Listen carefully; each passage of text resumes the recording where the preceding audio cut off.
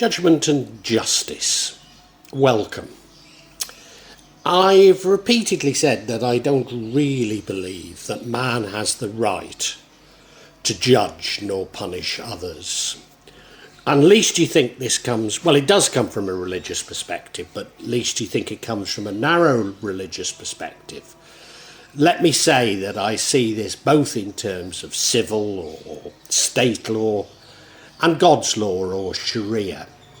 So I'm not putting a sort of a hierarchy of laws here, nor do I want you to think that I'm coming from a moral relativistic position. But then equally, there's no way I'm a moral absolutist. And I really felt that these views that I've expressed really need some form of explanation. I'm sure many of you are confused by them. But I do need to say it is a very personal explanation. Well, I'm explaining my views, aren't I? And it includes the fact that I've learned to fight black magic through forgiveness. And that was a hard learning process and a long learning process. So that's included in these thoughts. Now, as always, I will contradict myself, even in this vlog. And that reflects me shifting between paradigms, if you like. I'm not sure I go to a completely materialistic view of the world. But certainly some of my views are at a very high spiritualistic level and others are less so. And as I've said before, these contradictions should not be judged from a materialist logic perspective. Contradictions are inevitable. Indeed, you will notice in this vlog that I produce somewhat circulatory arguments. And I think that reflects my own thinking. Of course, you may pick up on the fact that there isn't a relativistic logic in what I'm saying. You may pick up on my contradictions. You may pick up on the circulatory nature of what I'm saying. Or you might simply disagree with me. And that's fine. I'm not here to impose my views on you. In fact, if I were, I would be no better than those that I'm criticising. Although I have to say, even my choice of the word criticising is wrong, because if I criticise others, that's me placing myself above them, and therefore I am no better than my criticism of them. So please don't think I am actually criticising, despite me at times having a tirade against some people.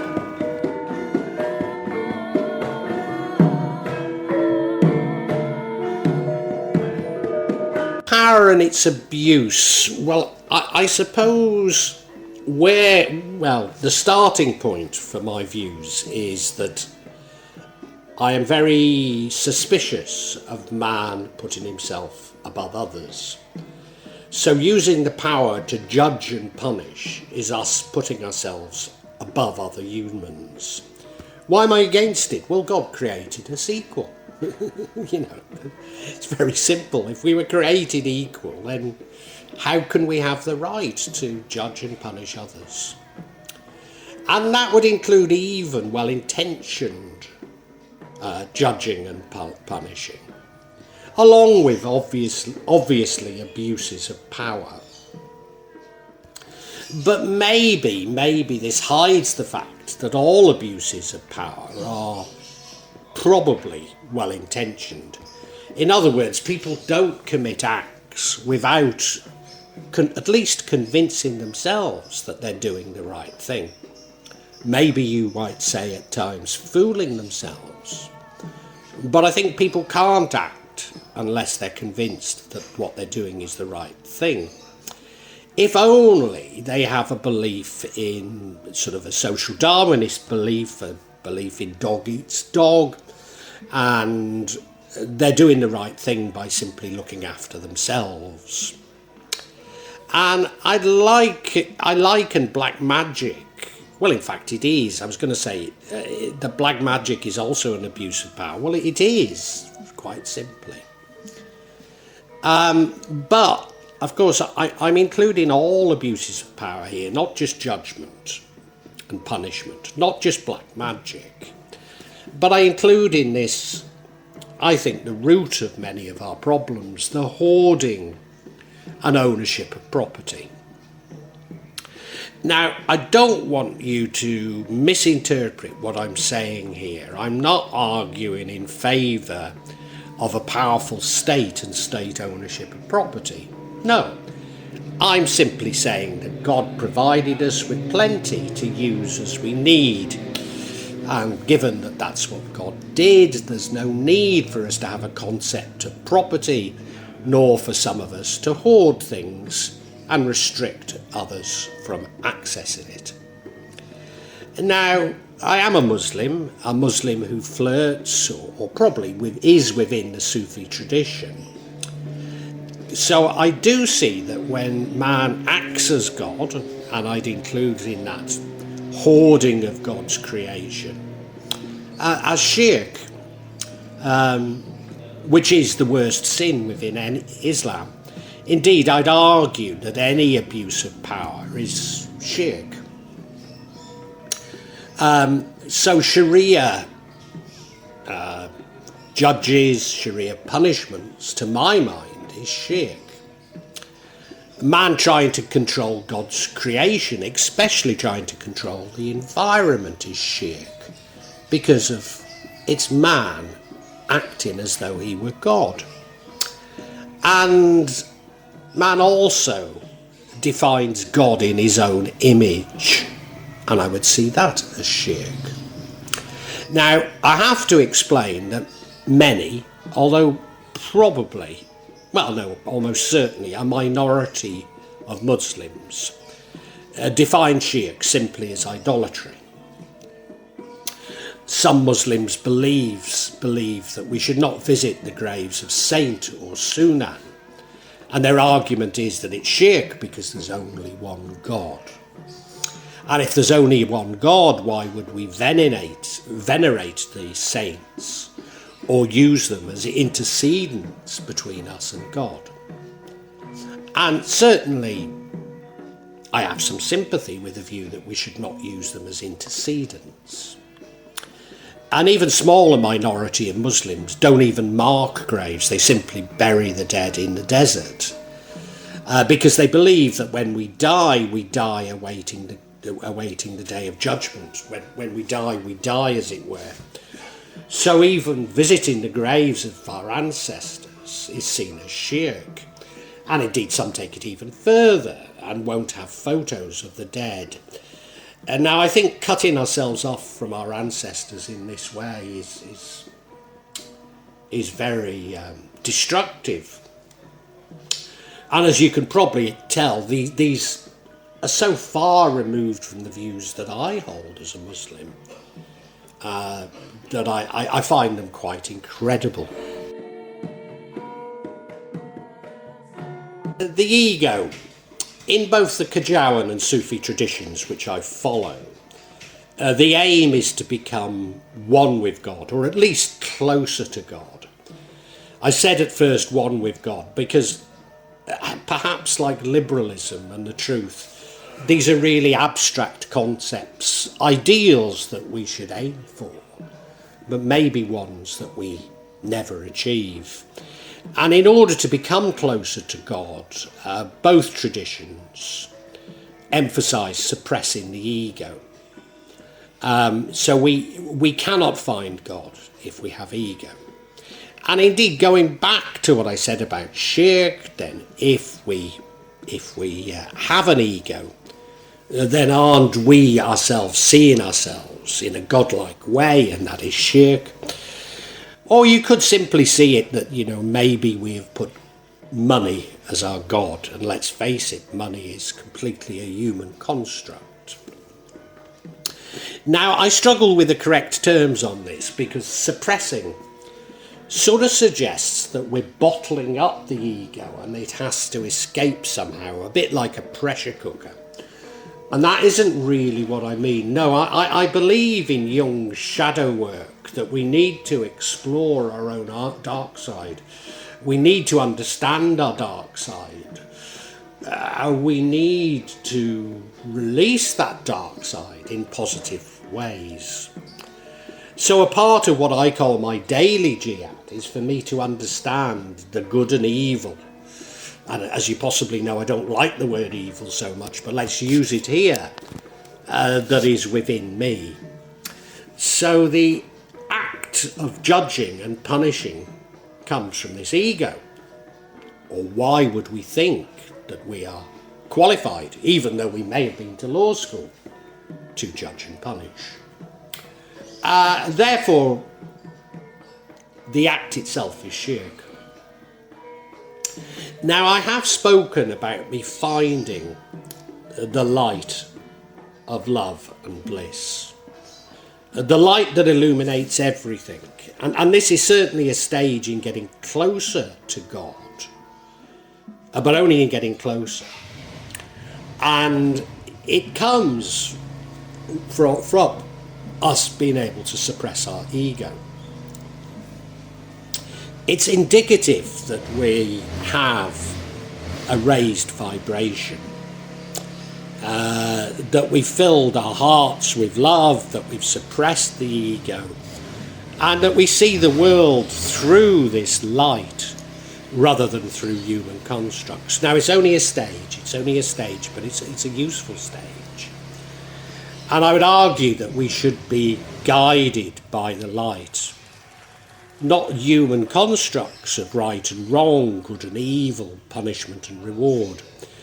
No, if we're guided by the light, we love everyone and everything and try to understand.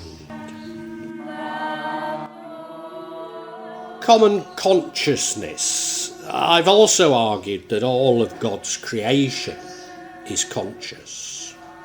So you may have heard me saying that I include in that I believe that rocks are conscious, that the environment itself, mountains, etc., are conscious.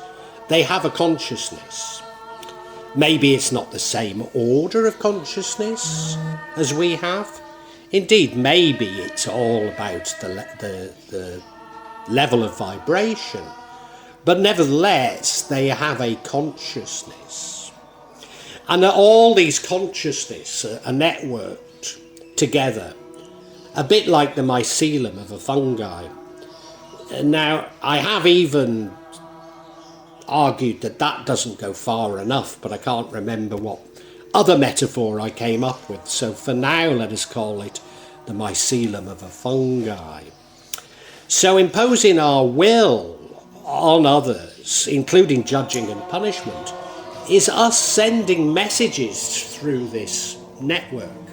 In other words, if we're connected like a mycelium, if we impose our will, then we're sending that will through the network. And if it's coming from the ego, then it is sending bad intentions through the network, sending lower vibrations through the network, and thereby lowering the vibrations of everything connected to the network, which is everything. Now, I have talked about narcissists and the dark triads, and we could see them as emotional or energy vampires. And they feed off the energy of others, be it good or be it bad. But they too are simply using this network. They're simply tapping into the network to take energy. And as I say, they can feed off both good and bad energy, but it's the energy that they feed off. So if we're all connected in this way, to hate is to hate oneself. To abuse power is to abuse oneself. So all use of power is abuse of power. So power itself is abuse. But this means that you're abusing the self. Then, in doing so, we take the network further away from God and the light. And indeed, I argue the darkness is simply an absence of light or an absence of God, as opposed to being its obverse. And the reason being that when you shine light into darkness, it enlightens the darkness, but you cannot shine darkness into light. So judging is judging the self. So what should we do? What can we do about this? Well, maybe when we look at how we see others, what we call others, and in fact even seeing them as others if we're all part of the network is wrong. So seeing the self as an individual is a part of the ego, and it's that which we need to suppress. Now if we look at it as this network, then we don't feel the need to impose our will on it. We just feel what the network is doing. Because others, what we call others, is really us. So to punish is punishing the self. Indeed, as I say, if it's about suppressing the ego, then there is no me, there is no others. So how can we label others of evil? How can we judge? How can we punish? No, I believe we're afraid of the darkness, the Jungian darkness, or the Jungian shadow, if you like, that is within ourselves. We're afraid of ourselves. And maybe this is God's ultimate punishment. Because all our ill deeds are against ourselves. And now, some people who've experienced a near-death experience will tell you that following death, all the hurt that they've caused in this life, they can feel. And maybe that is God's ultimate. Realities. Well, what is reality? At times I argue that because I don't believe there is time and space, that they're man-made constructs or constraints, that we're engaged in an ongoing creation of the universe with God. So in other words, the idea that God created the world in a flash like that is dependent on time.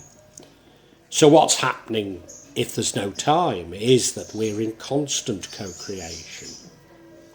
So what we call reality is created by our beliefs. But where do our beliefs come from?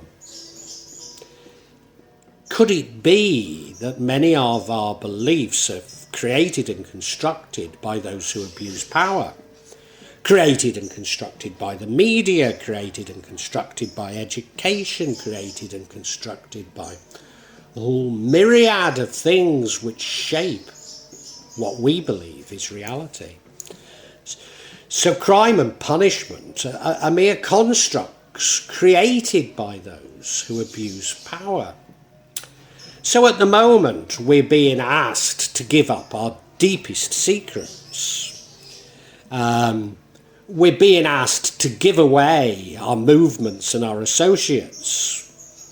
In Indonesia, we have an app supposedly created for the health crisis, but it tracks our every movement and everyone we associate with. Is this not of more use to Google in determining our marketing preferences than it is in fighting a health crisis? No, we're being asked to give up our deepest secrets, when those who are asking us to do so are hiding their wealth offshore. The Panama and the Pandora Papers. You only have to look at who's mentioned in them, and they're the very people who are imposing this surveillance on us. Now, we're told that if we're innocent, we've got nothing to worry about. But I do worry. I do worry when the principle is not universal. Surely, there would never have been a St. James's Island. There would never be the Panama Papers. There would never be the Pandora Papers if this was applied equally. No, I am worried that the whole thing is about increasing the concentrations of wealth and poverty, which I believe are on a collision course to destroy civilization and humanity. And the justice system and punishment are merely a reflection of this concentration and power. Put simply, another mechanism to make money out of everything and to concentrate power and wealth in the hands of the few. And I think this is especially true in the United States. I'm sure there are other countries where it's also true, but the commercialization of the justice and punishment system in the United States is extreme. You look at the prisons in the United States and they're absolutely full to the gunnels with young black males, largely for the possession of marijuana. Now, please don't think this is a vlog about the legalization of of marijuana. No, it's not. I'm just using it as an illustration. But you know, marijuana is a plant that grows wild almost everywhere. In the United States, it was called ditchweed. It was commonly used as a cure in the United States, until there was an influx of Mexicans who used it, and a moral panic was created, probably by large pharmaceutical companies, because of course it was used as a cure for almost anything, and they managed to get it banned. But who has the right to dictate that it shouldn't be used? And what's more, why do they believe they have this right? So if reality is constructed, then crime and punishment is a part of a reality that's being imposed upon us. But if we create reality, the darkness is only a reflection of our own darkness. The fear of what we are capable of. Because who is they? Who is they if we are all? So those, and again, these are all of us, abusing powers, the criminals and those judging, are merely a reflection of our own darkness. If we raise our vibration or use the light, can we eradicate this darkness? Can we? Realities. Now, most recently, I've begun to question whether we actually do co-create the universe with God. And I've gone back to almost a view of the universe evolving. Now, of course, this adds time and space back into the equation. So I'm jumping between these two views because there are elements of this new view that I find very interesting. So if I'm adding time and space back in, maybe I'm wrong. But we have to see these as two of many dimensions. Most of these dimensions we're completely unaware of. You might argue that in these other dimensions there exist ghosts and demons and unicorns, etc. But there could well be many dimensions. Therefore, maybe time and space are not constructs, but something that we place far too much emphasis on in shaping our reality. No, using this sort of new thinking, it's not that we're co-creating. It is that God created the universe as a reactive, functioning, living body in itself. a body that reacts, and it reacts to man's attempts to control it. So the more man attempts to control the universe, the more it fights back. Now, you've probably heard some of my views on climate change, but, is the increase in tsunamis, the increase in earthquakes, the increase in volcanic activity, the universe or the earth reacting to man's attempts to control it? Because certainly the more we attempt to control, the more it reacts. Now, the difference between this and karma, and the difference between this and God's reward and punishment, is the universe has just simply been set up to react. A little like how we are told reptiles react rather than think. So it's not punishing, it's not rewarding, it's just reacting. Because we attempt to complicate God's creation. Going back to this idea that we create God in our image, we attempt to create everything when what he created was a beautiful simplicity. And it would also mean that there's no need for man to judge and to punish, as the universe reacts to all. So this is a part, and it's a minor part, but it's a part of me forgiving those who've used black magic against me, because of it's not up to me to punish, and the universe will do so. No, our role is submit to God, or submit to the universe, if you like. Crime and punishment are really a part of our learning. It's what we're here on earth to do, including being victims. But how can we learn if we seek retribution? How can we learn if we're angry? How can we learn if our actions are based on hatred and not love?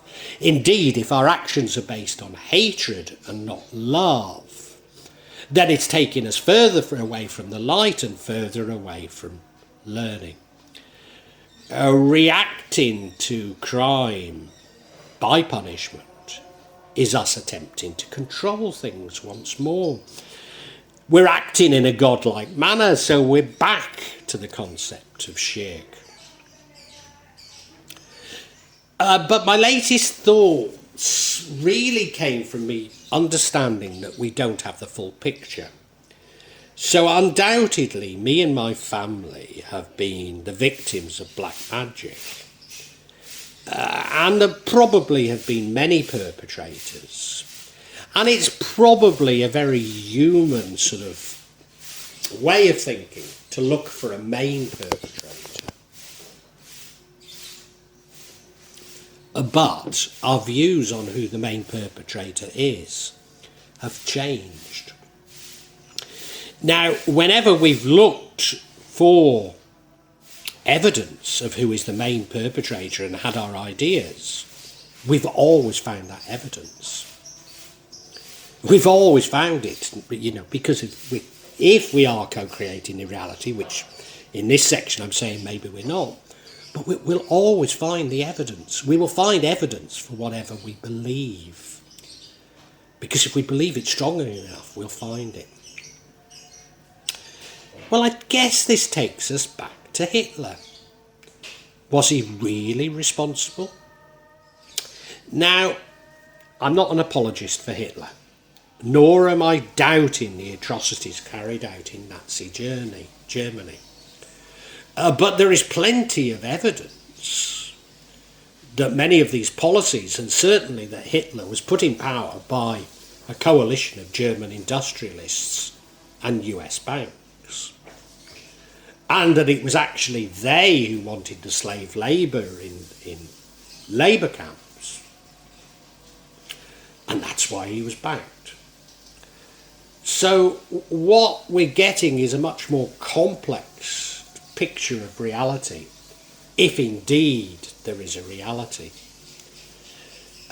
We can never have all the facts, and maybe there are no facts, because, as I say, we will keep finding evidence for whatever we believe.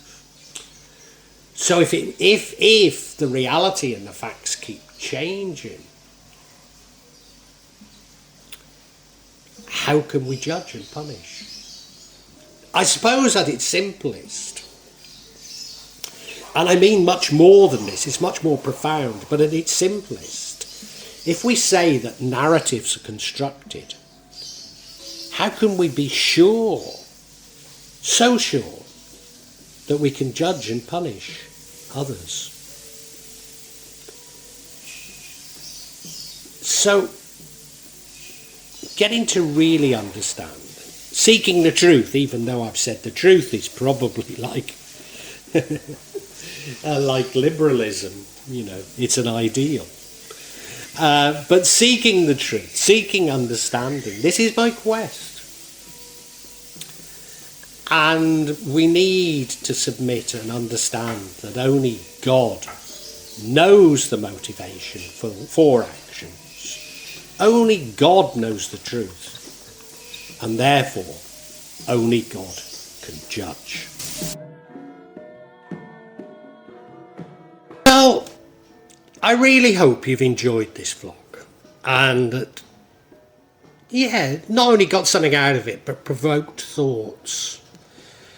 I'm not here to push my beliefs, my thoughts on you. Only to open up your own thinking. Get you thinking about the world and life.